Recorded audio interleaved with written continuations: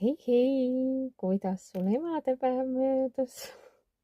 Mul oli väga-väga tihe emadepäev.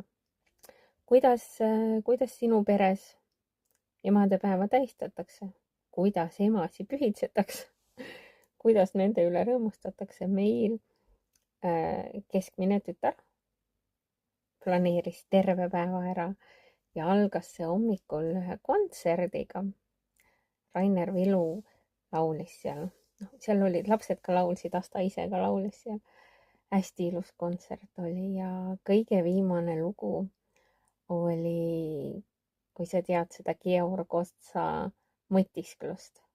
See on nii ilus lugu ja siiamaani selle loo sõnum kummitab mind, nii et seda võiks veel kõikidega jagada, et igas hetkes leidub head ja halba.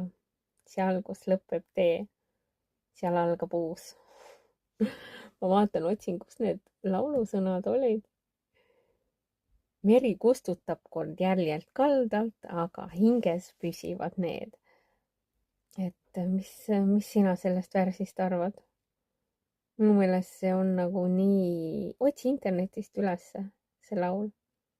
See on nagu nii ilus ja see, kuidas Georg Ots seda laulab. Kui sa tahad nagu leebemat varianti, siis sa võid kuulata Tõnismäe esituses, aga see, kuidas Georg Ots seda laulis ja see laulja, kes Rainer Vilu, kes meil seal esines, ta laulis ka seda nii hästi, et see läks nii südamesse. Aga ma soovin sulle kõike ilusat ja ära siis unusta, et igas hetkes on alati head ja halba. Seal, kus lõpeb tee, seal algab uus. Kõik on jääv ja kõik on muutuv. Armastan sind, tšau!